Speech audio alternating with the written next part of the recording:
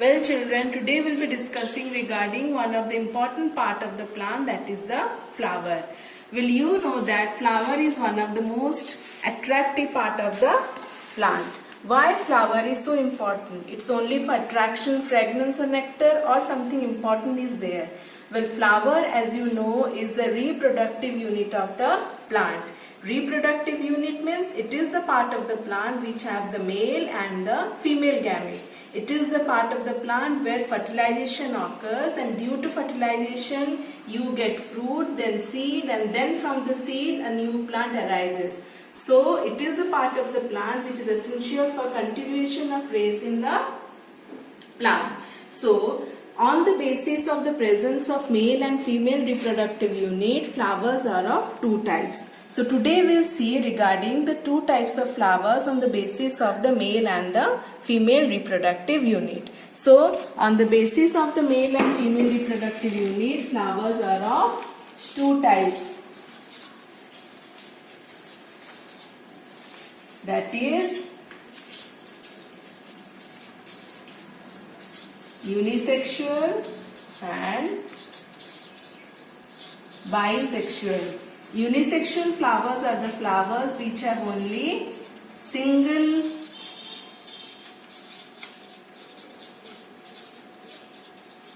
reproductive unit.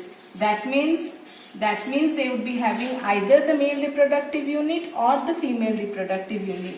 And bisexual means both the reproductive units. That means they would be having either both the male and the female reproductive units. Having both the reproductive units, that is the male and the female reproductive organs, or the stamens and the pistil, which you are quite aware of. Now here you see this is a common hibiscus flower. This hibiscus flower has various parts, you know, these are the petals which are the attractive part, and now here you can see the reproductive unit, which is this long stalk is the style, and this part is the stigma, and the swollen base is the ovary. That is the female reproductive unit in case of hibiscus. But hibiscus flower along with the female reproductive unit also has the male reproductive unit.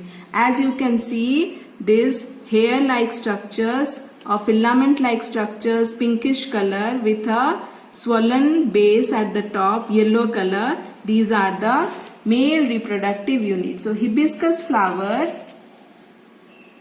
if I take it out, you can clearly see the hibiscus flower is a bisexual flower because it has both the gametes, the male and the female gamete.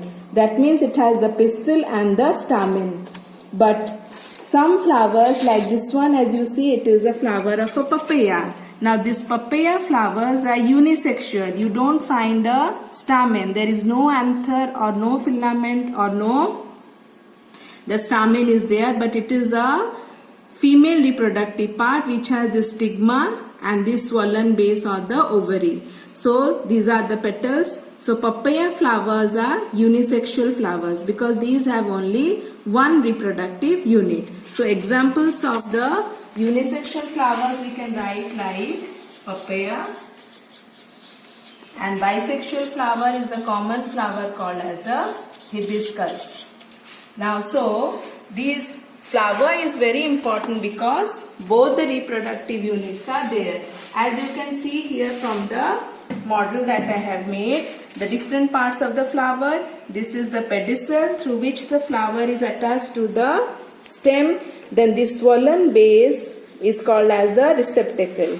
And this green color are the sepals. As you know, sepals are the green color structures which protect the bud or the flower. They are just like soldiers. Then the attractive colorful parts are the petals. Now come the reproductive unit. This is the male reproductive unit, that is stamen, which has this filament and the anther, and which has the female reproductive unit, that is the swollen base, that is the ovary, the long stalk, that is the style, and the end point which receives the male reproductive cells, that is the stigma. and the inside the ovary are present the ovules, which will turn into seed after fertilization. So this is the whole model of a flower.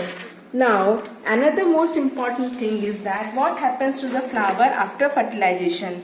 As you know, after fertilization what happens? The flower turns into the fruit. Now what part of the flower turns into the fruit? Here you will see I have got this fruit or the vegetable commonly called as bitter gourd. Here you see the flower. The flower has fertilized and the ovary, this swollen base is the ovary. This is the ovary which has swollen and turned into the fruit or the vegetable that you eat. You see the flower, the fate of the flower, what it becomes? The petals get dry off, everything start falling. Now here also you can see from this papaya, the flower has dried and this one will form into a papaya, fruit which you eat.